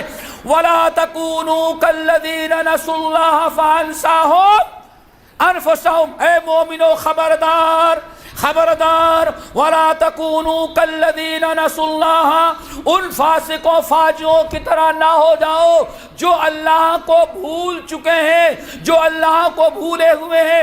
خبردار ان کے طریقے پر نہیں چلنا، ان کے نقش قدم کو نہیں اپنانا، ان کے طور طریقے پر طور طریقے کو نہیں اختیار کرو۔ کیوں؟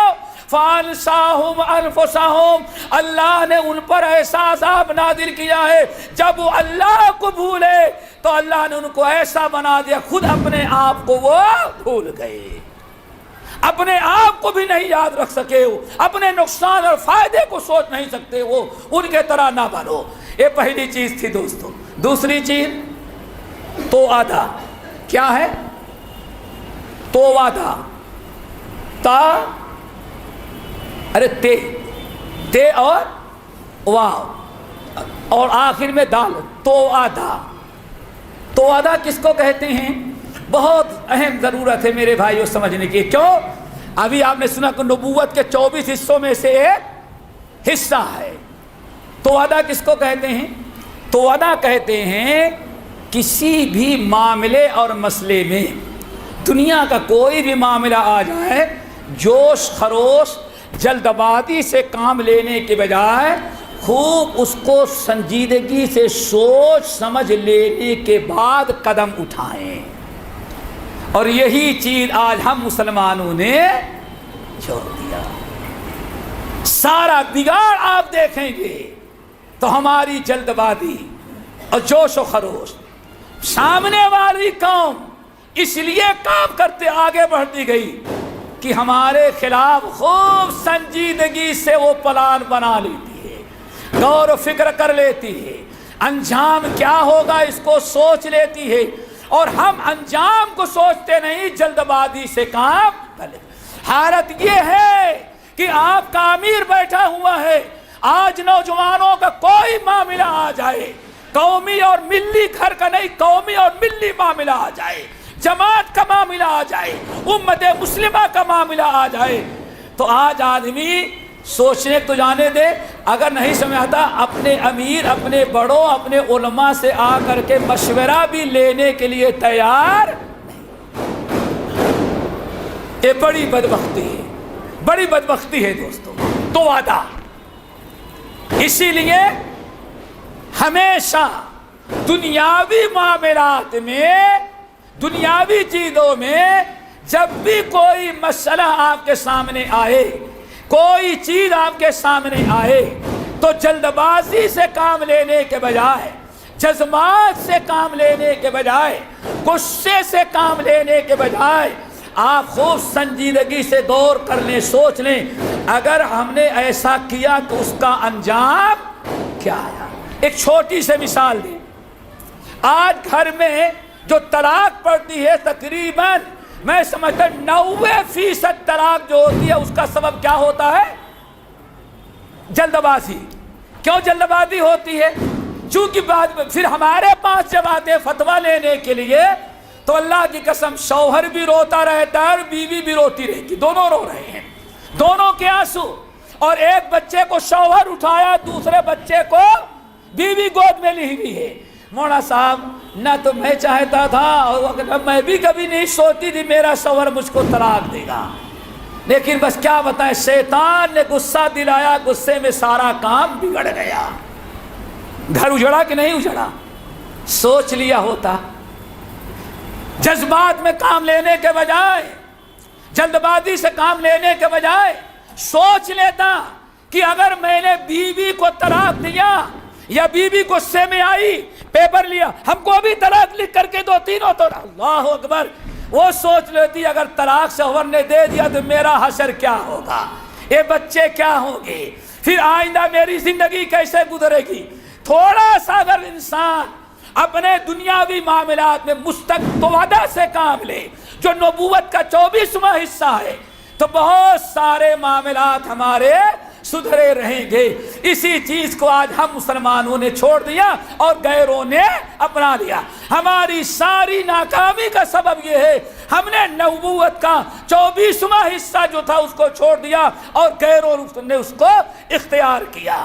اسی لیے ہمیشہ دوستو دنیاوی معاملات کوئی بھی چیز آ جائے جلد بازی سے کام لینے کے بجائے سوچو، لیکن جہاں معاملات دین کا آ جائے، دین کا آ جائے وہاں کچھ نہیں سوچنا ہے، کر گزرو۔ اللہ وجہ کیا ہے؟ اللہ تعالیٰ ارشاد فرماتے ہیں وَسَارِعُوا إِلَىٰ مَغْفِرَةٍ مِّن رَّبِّكُمْ وَجَنَّةٍ عَرْضُهَا السَّمَاوَاتُ وَالْأَرْضُ أُعِدَّتْ لِلْمُتَّقِينَ۔ اے لوگو جنت حاصل کرنے کے لیے ذرا جلدی کرو، سوچتے نہ رہ جاؤ ابھی 40 سال کے ہیں 50 سال کے ہو جائیں گے اس کے بعد حج کریں گے، سوچتے نہ رہ جاؤ۔ میرے بھائی دین کے معاملے میں آج دیکھ لیا، ہاں یہ داڑھی بڑی اچھی لگ رہی ہے، دل تو چاہتا ہے لیکن ابھی میڈم راضی نہیں ہوگی، اس لیے ذرا کچھ دن اور گزر جائے اس کے بعد داڑھی۔ نماز کا معاملہ آ گیا، اللہ کے بندو نماز پڑھو، نہیں بالکل ہے انشاءاللہ اب کی رمضان میں نماز پکڑوں گا تو کبھی نہیں چھوڑوں گا۔ ان سے کہا جاتا ہے بھائی سود سے بعد آ جاؤ، فلاں فلاں، بس ہم نے سوچ رکھا ہے دعا کیجئے ایک مرتبہ اللہ اپنے گھر بلا لے، حج کر کے آئیں گے تو سارے گناہوں سے توبہ کر کے آئیں گے۔ اللہ اکبر۔ سوچ رہے ہو، جہاں سوچنا چاہیے وہاں تو نہیں سوچتے ہو، اور جہاں سوچنا نہیں چاہیے وہاں سوچتے ہو۔ قرآن کیا کہتا ہے سورہ آل عمران وَسَارِعُوا إِلَىٰ مَغْفِرَةٍ مِّن رَّبِّكُمْ وَجَنَّةٍ عَرْضُهَا السَّمَاوَاتُ وَالْأَرْضُ أُعِدَّتْ لِلْمُتَّقِينَ۔ اے لوگو اس جنت کو حاصل کرنے کے لیے جلدی کرو جس جنت کی لمبائی چوڑائی ساتوں زمینوں اور آسمانوں کے برابر ہے۔ اور کس کی طرف جلدی کر دو؟ مغفرت، توبہ استغفار بھی جلدی کرو، بڑھاپے کا انتظار نہ کرو، جنت بھی حاصل کرو نیک اعمال کے ذریعے۔ اگر شیطان نے گناہ کروایا ہے تو فوراً توبہ استغفار کرو۔ اور جنت کس کے لیے تیار کی گئی ہے؟ اعدت للمتقین، یہ جنت تیار کی گئی ہے متقین کے لیے۔ دیکھو اللہ تعالیٰ نے جنت کو حاصل کرنے کی جلدی کی، مغفرت توبہ استغفار کرنے میں جلدی کرو۔ سورۃ الحدید وَسَابِقُوا إِلَىٰ مَغْفِرَةٍ مِّن رَّبِّكُمْ كَأَرْضُهَا كَأَرْضِ السَّمَاوَاتِ وَالْأَرْضِ أُعِدَّتْ لِلَّذِينَ آمَنُوا بِاللَّهِ وَرُسُلِهِ۔ اے لوگو اس جنت کو ذرا حاصل کرنے کے لیے کوشش جلدی کر لو، سبقت کرو، ایک دوسرے سے آگے بڑھ جانے کی کوشش کرو، دیکھتے نہ رہو جس جنت کی چوڑائی اور لمبائی آسمانوں زمینوں کے برابر ہے۔ اعدت للذین آمنوا باللہ، اور یہ جنت تیار کی گئی ہے ان لوگوں کے لیے جو اللہ پر ایمان رکھیں اور رسول پر ایمان رکھیں۔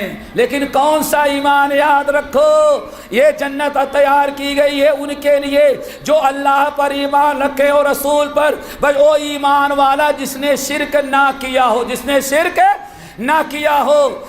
اللہ فرماتے ہیں الذین آمنوا ولم یلبسوا ایمانہم بظلم اولئک لہم الامن وہم مہتدون۔ جو لوگ ایمان لائے پھر ایمان میں شرک کو نہیں ملنے دیا ان کو امن و امان ملے گا اور وہ ہدایت پر ہیں۔ تو میرے بھائیو اس طرح سے نیکی کا معاملہ آ جائے تو جلدی کیوں بھائی؟ ابھی یہاں اعلان ہوا بھائی مسجد میں کام ہے، ایک فلور اور بنانا ہے، ذرا آپ لوگ چندہ دیں۔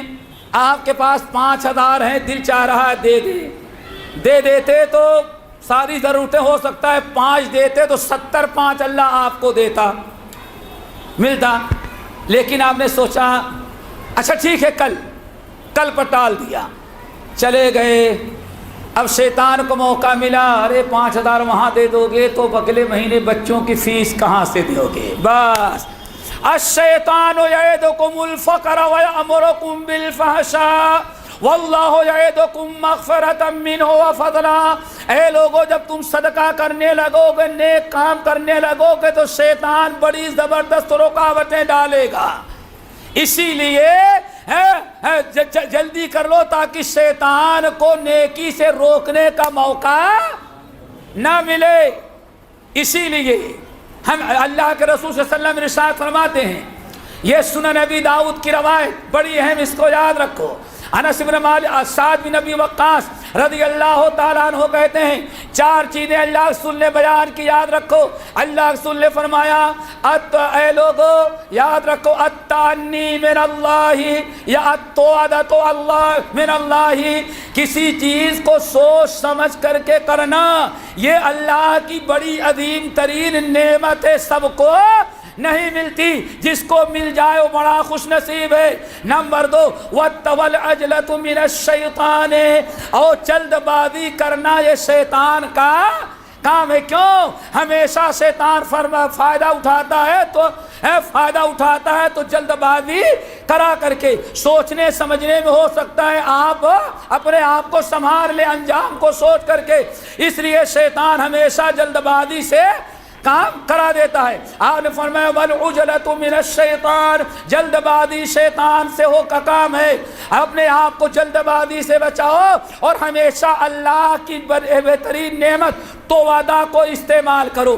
نمبر 3 ذرا بڑی پیاری بات یاد رکھو، آپ نے فرمایا اے لوگو ما من احد اکثر معاذیر من اللہ، اے لوگو تمہارے نوکر، تمہارے پڑوسی، تمہارے مسلمان بھائی اگر تمہارے ساتھ کبھی زیادتی کر دے وہ بعد میں معافی مانگے تو معاف کر دو، معذرت کریں تو قبول کر لو۔ کیوں؟ یاد رکھو اللہ کے رسول فرماتے ہیں اس پوری کائنات میں اللہ سے زیادہ بندوں کا عذر قبول کرنے والا کوئی نہیں ہے، سب سے زیادہ گنہگاروں کے عذر کو جو قبول کرتا ہے وہ کون؟ اللہ۔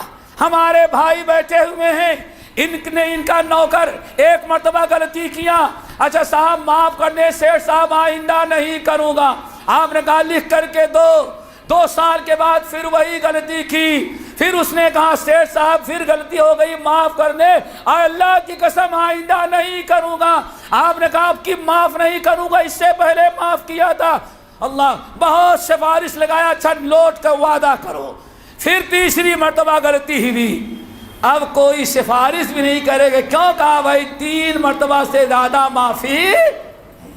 اور رب العالمین کا معاملہ کیا ہے؟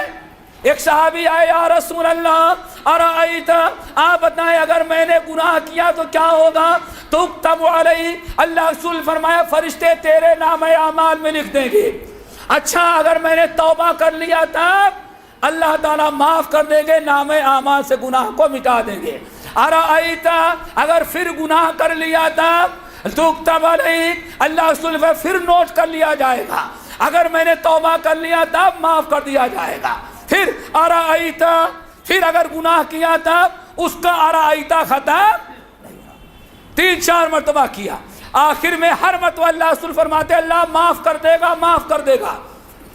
آخر میں دیکھا یہ تو شاید کہ آج پورا ٹائم ارائیتا میں لے کے جائے گا، پھر کر لیا تب، پھر کر لیا تب، پھر کر لیا تب۔ آج فرمایا سن لے اس ذات کی قسم جس کے قبضے میں میری جان ہے، تو نے اللہ کو کیا سمجھا ہے؟ اللہ کی قسم تو توبہ کرتے کرتے تھک جائے گا لیکن اللہ معاف کرنے سے انکار کبھی نہیں کرے گا، یہ اللہ کا معاملہ ہے۔ میرے بھائی اپنے اندر پیدا کرو، ہم تو کہتے ہیں نہیں ہم نے 3 مرتبہ مسجد کے امام کو چھوڑا ہے، 4تھی مرتبہ اس کو نکال کے چھوڑیں گے، سارا مسئلہ سارا جھگڑا ہمارا یہ ہے۔ آج اللہ کے بندو ذرا سوچو نبی کیا فرمانا چاہتے ہیں؟ ارے اللہ رب العالمین ما من احد اکثر معاذیر من اللہ، اے لوگوں معاف کرتے جاؤ، معاف کرتے جاؤ، درگزر کرتے جاؤ اپنے بھائیوں کو۔ کیوں؟ اللہ سے زیادہ کوئی معاف کرنے والا نہیں ہے۔ نمبر 4 بڑی پیاری حدیث کے اندر بیان کی، آپ نے فرمایا اللہ اکبر، 4تھی چیز وما من شيء احب الى الله من الحمد، اے لوگو تم بہت ساری نیکیاں کرتے ہو، بہت سارے اعمال کرتے ہو، بہت ساری دعائیں وظیفے کرتے ہو، لیکن سب سے بہترین تمہاری دعا، سب سے بہترین عمل جس سے زیادہ محبوب اللہ تعالیٰ کے نزدیک کوئی وظیفہ کوئی عمل نہیں ہے، وہ یہ ہے کہ تم اللہ کی ہر حال میں حمد کرو۔ کیا کرو دوستو؟ حمد کیا ہے؟ آپ ذرا سنو، اللہ رسول نے فرمایا ان اول من یدعا الی الجنت الحمادون، اے لوگوں حشر کے میدان میں اولین و آخرین موجود ہوں گے، سارے اگلے پچھلے، اللہ تعالیٰ اعلان کریں گے ان اول من یدعا الی الجنت الحمادون، اللہ رب العالمین سب سے پہلے جنت میں جانے کی اور جنت میں داخل ہونے کی دعوت دیں گے، تو کون سے ہوں گے؟ الحمادون، ہر حال میں اللہ تعالیٰ کی حمد کرنے والے رہیں گے، ہر حال میں الحمدللہ، ہر حال میں الحمدللہ۔ کون؟ الذین یحمدون اللہ فی السراء والضراء، جو خوشی میں بھی اللہ کی حمد کرتے ہیں اور تنگحالی پریشانی میں بھی اللہ کی حمد کرتے ہیں، یہ ایسی حمد ہونی چاہیے۔ آپ لوگوں نے سنا ہوگا عملی طور پر عائشہ رضی اللہ تعالیٰ کیا فرماتی ہیں، جب نبی علیہ السلام فَإِذَا رَآ، جب آپ کوئی چیز دیکھتے جو آپ کو پسند ہوتی، آپ کو اچھی لگتی، جب آپ کو کوئی خبر دی جاتی جو آپ چاہتے تھے، آپ کو پسند ہوتی، آپ کے مرضی کے مطابق ہوتی، تو کہتے الحمدللہ الذی بنعمتہ تتم الصالحات۔ یہ دعا یاد کر لو، جب بھی آپ کو کوئی ایسی خبر ملتی، کوئی ایسی چیز دیکھتے جس سے آپ کو بڑی رغبت ہو، جس سے جو آپ کو بڑی اچھی لگے، تو آپ اللہ تعالیٰ کی حمد کرتے کن الفاظ میں؟ الحمدللہ الذی بنعمتہ تتم الصالحات۔ ساری ہم تو اپنے رب کی کرتے ہیں جس سے یہ اچھی اچھی چیزیں حاصل ہوتی ہیں، لیکن اگر اس کے برخلاف کبھی آپ کو وہ چیز نظر آئی جو آپ نہیں چاہتے تھے، جو آپ کو تکلیف دینے والی ہوتی، جو آپ کو ناپسندیدہ ہوتی، تو آپ کیا کہتے؟ الحمدللہ علی کل حال، ہم تو ہر حال میں اللہ تعالیٰ کی حمد ہی کریں گے۔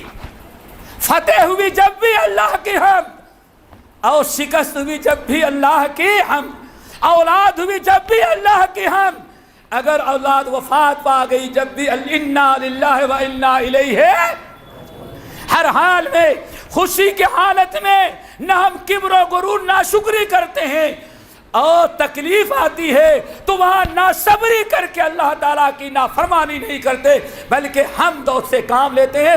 الحمدللہ علی کل حال۔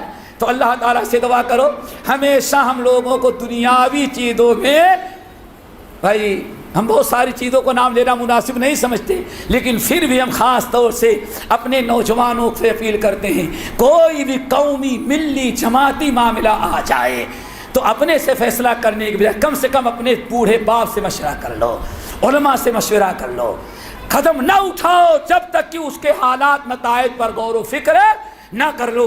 اور ممکن ہے تمہارے جوش و خروش سے شیطان کھیل رہا ہو، علماء کے پاس پہنچو گے، اپنے بوڑھے بڑے بزرگوں کے پاس بیٹھو گے تو شاید ان کے سمجھانے سے بہت بڑے فتنے سے بچ جاؤ، بڑے خسارے سے تم بھی بچ جاؤ، پوری امت مسلمہ اور پورا شہر بھی بچ جائے۔ اس لیے ہمیشہ توعدہ کا استعمال کرو۔ یاد رکھیں گے، بھول جائیں گے کیا ہے بیٹا؟ توعدہ کیا مطلب ہے؟ کسی چیز، دنیاوی چیز کو خوب اس کے انجام پر، اس کے نقصان اور فائدے پر ٹھنڈے دل کے ساتھ غور و فکر کر لینے کے بعد قدم اٹھانے کا نام کیا ہے؟ توعدہ۔ چلیں ٹائم ختم ہو رہا ہے، 2-3 منٹ میں ایک بات پوری کر دیتے ہیں۔ نمبر 3، تیسری چیز کیا ہے؟ والاقتصاد۔ کیا؟ نبوت کے 24 حصوں میں سے ایک حصہ کیا ہے؟ اقتصاد۔ اقتصاد کس کو کہتے ہیں؟ اعتدال۔ کیا؟ اعتدال، نہ گھٹائیں نہ، ہمیشہ جو کام آپ کا ہو اعتدال کی راہ ہو، اعتدال آپ کے اندر آئے رہے گا تو آپ انشاءاللہ ہر بلا ہر آفت سے محفوظ رہیں گے۔ نبی علیہ السلام فرماتے ہیں، عبداللہ بن مسعود رضی اللہ تعالیٰ عنہ حدیث کے راوی ہیں کہ اللہ کے رسول صلی اللہ علیہ وسلم نے ارشاد فرمایا، ما احسن القصد فی الغنا وما احسن القصد فی الفقر واحسن القصد فی العبادہ، او کما قال علیہ السلام۔ فقیری میں آدمی اعتدال کی راہ کرے، اختیار کرے، جس کو کہتے جتنا چادر ہے اتنا ہی پیر پھیلائے۔ اس کو کیا کہا جاتا ہے؟ اعتدال 5 میٹر کی ہے چادر اور 6 میٹر آپ پیر لمبا کرتے ہم نقصان اٹھائیں گے. آئی بات سمجھ میں؟ پیر لمبا کرے آرام ملے گا. 5 میٹر آپ 3 ہی میٹر پیر پھیلائیں چادر بیکار جائے گی. دن بھر پیر اکڑ تھکا ہوا ہے رات میں اکڑا رہے گا جب بھی نقصان ہی ہوا. اعتدال کی راہ سمجھ گئے نا؟ ہر بات آپ نے ساتھ فرمایا فقیری میں اعتدال کتنی اچھی چیز ہے. فقیری دور ہو جاتی ہے. نمبر 2 خوشحالی اور مالداری میں بھی اعتدال کتنی اچھی چیز ہے. کیوں؟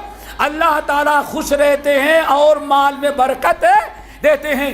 پھر آپ نے فرمایا نمبر 3 وَأَحْسَنُ الْقَصْدِ فِي الْعِبَادَةِ، اور سب سے بہترین اعتدال یہ ہے کہ انسان اللہ کی عبادت میں اعتدال پیدا کرے.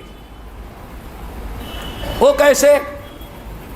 ایسا نہ ہو آج تہجد کی فضیلت بیان کر دیے کل سے آپ شروع کر دیں عشاء کے بعد شروع کریں یا 11 بجے یا 12 بجے فجر تک پڑھتے رہ جائیں. نیند نہ پوری ہو. صبح آپ نے اسکوٹر ٹھوک دیا کسی سے، آفس میں کام کرتے ہیں وہاں سو رہے ہیں، وہاں امانت میں خیانت ہو رہی ہے، بیوی بچوں کا حق جا رہا ہے. پھر کچھ دنوں کے بعد نیند نہ پوری ہوئی، صحت خراب ہو گئی. ساری بلائیں کس کی وجہ سے آئی؟ آپ نے اعتدال چھوڑ دیا. اعتدال کیا تھا؟ اطمینان کے ساتھ سو لیتے، عشاء پڑھ کر کے لیٹ کر کے آرام کرتے، نیند پوری ہو جاتی، بالکل طبیعت چست ہوتی اور اٹھ کر کے آپ تہجد کی نماز پڑھتے، برکت ہی برکت ہوتی. لیکن آپ نے اعتدال چھوڑ دیا. نبی علیہ السلام نکلے باہر کی طرف جا رہے ہیں تو آپ نے دیکھا ایک شخص پتھر پر نماز پڑھ رہا ہے پتھر پر اکیلے. بہت دیر کے بعد آپ لوٹے تو جس حالت میں آپ چھوڑ کے گئے تو ویسے ہی نماز پڑھتا ہوا اس کو دیکھا. آپ نے پوچھا یہ کون ہے؟ لوگوں نے کہا بہت بڑا نمازی ہے، ابھی شروع کیا ہے ظہر تک ایسے کھڑا رہے گا. اللہ اکبر. اللہ صلی اللہ نے کیا فرمایا؟ یا ایھا الناس علیکم بالقصد، یا ایھا الناس علیکم بالقصد، یا ایھا الناس علیکم بالقصد. اے لوگو عبادت میں بھی اعتدال اختیار کرو. میانہ اتنا سمجھ گئے نا، متوسط درجہ اختیار کرو. پھر آپ نے آگے کیا فرمایا؟ فَإِنَّ اللَّهَ لَا يَمُلُّ حَتَّى تَمُلُّ. کہیں ایسا نہ ہو فجر کے بعد سے شروع کرو، اشراق کے بعد سے شروع کرو اور ظہر تک روزانہ نماز پڑھتے رہو. آگے چل کر کے کاروبار نہ چل سکا، دکان بند ہو گئی، کھیتی باڑی تباہ ہو گئی، لوگوں نے ملامت شروع کیا، پھر آپ نے سب کچھ چھوڑ دیا. 1 مہینہ بڑی نماز پڑھی، اب دوبارہ موقع نہیں لگ رہا ہے. اللہ رسول نے کیا فرمایا؟ یاد رکھو فَإِنَّ اللَّهَ لَا تَمُلُّ حَتَّى يَمُلُّ حَتَّى تَمُلُّ. تم نیکیاں کرو گے تو نیکیاں دیتے دیتے اللہ تو نہیں تھکے گا، لیکن زیادہ عبادت شروع کرو گے تو عبادت کرتے کرتے تم تھک جاؤ گے تو عبادت چھوڑ دو گے. اس لیے ہمیشہ اعتدال کی راہ. عبادت میں خرچ کرنے کی باری آ جائے اس میں بھی اعتکاف. کُلُوا واشربوا ولا تسرفوا، کھاؤ پیو فضول خرچی نہ کرو.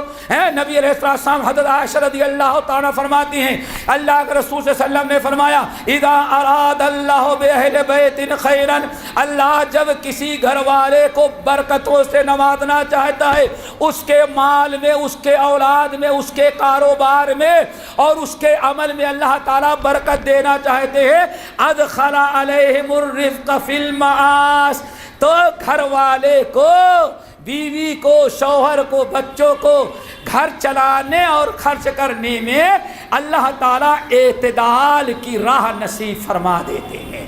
اللہ تعالیٰ سے ٹائم ختم ہو گیا. اللہ تعالیٰ سے دعا کرو کہ یہ تینوں چیزیں ہمیں اپنانے کی توفیق نصیب فرمائے. پہلی چیز دوستو کیا ہے؟ نبوت کے 24 حصوں میں سے ایک حصہ اچھی وضاحت، اچھے چال چلن. آپ شادی کریں تو بیوی اسلامی دلہن لگیں، انگریزوں کی بیوی نہ لگائے.